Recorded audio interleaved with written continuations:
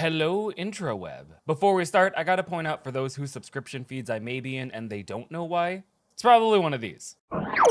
In May 2023, the small town of Jessup, Georgia, was rocked by a horrific crime that initially appeared to be a tragic accident. 8 years.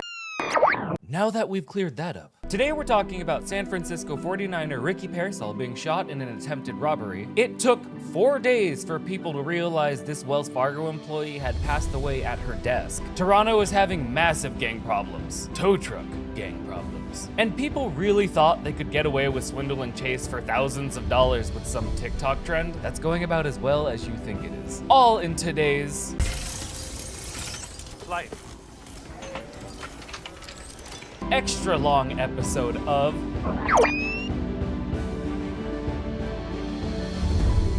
But before we get started, I just want to say it's been a while. My bad. I was in orientation for something I can't tell you about yet, but I can next month. It'll be cool. It's Halloween time. Take a guess of what I'm doing. Anyways, there was a few things that went on this week, and I figured since it's been a while, why not an extra story for the day? So, I don't know. I forgot to write an intro for this script. My bad. Anyways, Alice, let's just start us off. A juvenile suspect is in custody following a shooting incident involving San Francisco 49ers wide receiver Rickey Pearsell. The 23-year-old athlete was shot in the chest during an attempted robbery on Saturday in central San Francisco.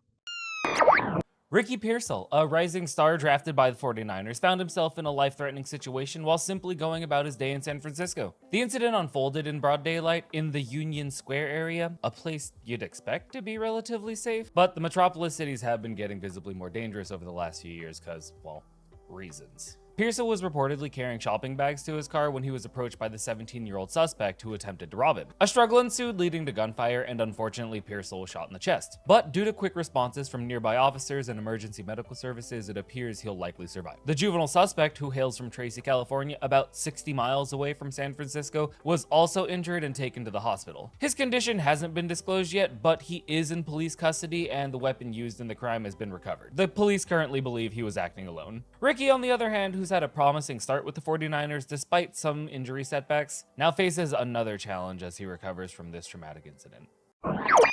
A Wells Fargo employee in Arizona was found dead at her desk after working her last shift on a Friday. Denise Prudhomme, aged 60, was discovered 4 days later at her cubicle.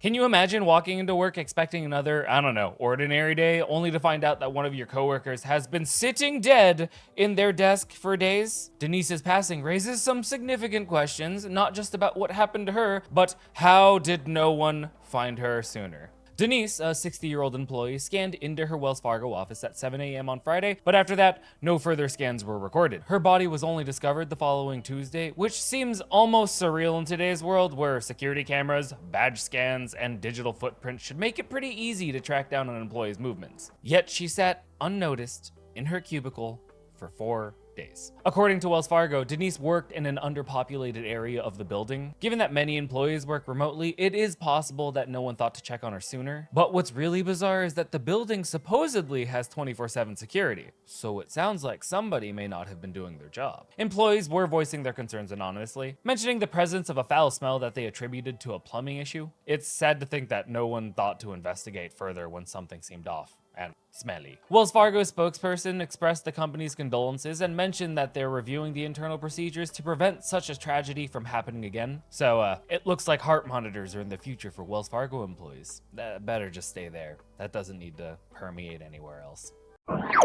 The towing industry in Toronto is becoming increasingly dangerous due to violent turf wars between rival gangs.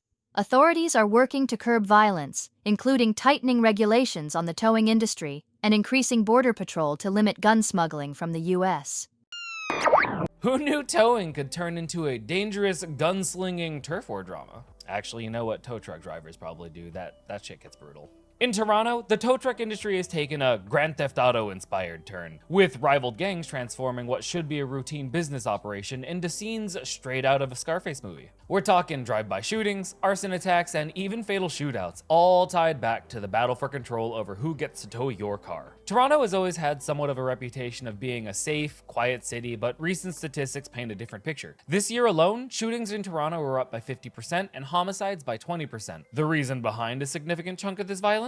The so-called tow truck turf wars. Police say that about 1 in every 7 shootings in the city are linked to the conflict. You may be asking yourself, what's fueling this deadly rivalry? Guns, mainly. And not just any guns. Spoiler alert. Smuggled firearms from the US, which have become increasingly available on Toronto streets. It turns out that while Canada has strict gun laws, it's much easier to get a firearm across the border than one might think. And gangs are taking advantage of this, arming themselves to the teeth and escalating disputes from fistfights to gun battles. This isn't just some local phenomena either. The towing industry, vulnerable to corruption and crime, has seen a similar issue in places like Australia and South Africa. The combination of easy money through overcharging, drug trafficking, and fraudulent activities makes it a lucrative target for organized crime. Take the case of Alexander Vinogradsky, a Toronto tow truck company owner who, despite his involvement in the underworld, lamented how guns have changed the nature of the conflicts. He was found dead earlier this year, lying beside his bullet-riddled SUV, so now the Ontario government is stepping in, introducing regulations that require towing companies to be certified and for drivers to pass a background check. But with the gangs willing to go to such great lengths, you really have to wonder if certification alone is going to be enough to deter the violence. The police even set up a tow truck task force to specifically deal with the crisis. As well, they received a boost in their budget, and some investments are being made into keeping youth out of gangs. However, with the steady flow of guns coming in from the States, the challenge is kind of daunting.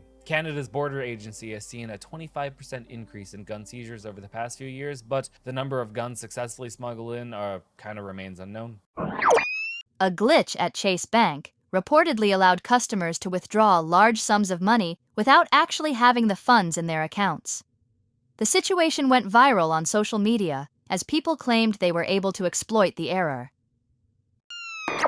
So, I'm gonna start by saying, I hope you didn't do this. I hope you weren't stupid. They will absolutely get their money back and maybe even put you in jail. So, yeah, cool, right? Anyways, Chase Bank found itself in, let's say, a sticky situation recently when a glitch allowed people to withdraw cash without actually having the funds. I repeat, I hope you did not do this. As you can imagine, this quickly caught fire on social media. Folks were claiming they could deposit fake checks or apply for hefty loans, then immediately withdraw the money. To make matters even crazier, some of these users were sharing videos and photos of themselves taking advantage of this so-called glitch, with one post showing people lined up outside a Chase location in New York City trying to cash in on the opportunity. As always, posting your crimes for the win. Now, you might be wondering, how does a glitch like this even happen? Typically, banks have a hold period to verify checks before making funds available. But this glitch seems to have bypassed that security step, making the money accessible almost immediately. And again, some people were approved for large loans right there at the ATMs, which is pretty unusual in itself. But here's where things got funny. I mean, unfortunate. Chase seems to have closed this loophole, and now those who thought they scored easy money are facing some serious financial backlash. Reports are pouring in of accounts showing huge negative balances, like this guy, who suddenly found himself about $40,000 in the hole. Okay, so think about this guy.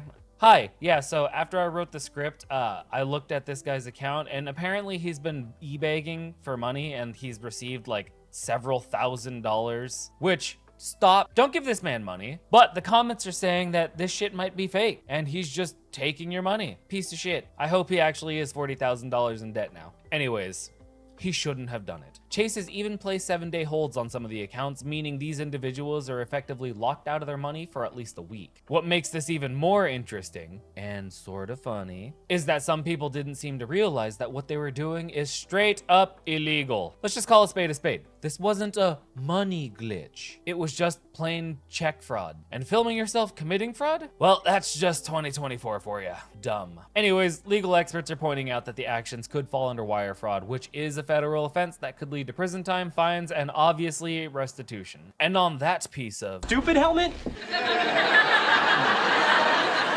Why do I have to wear the stupid helmet?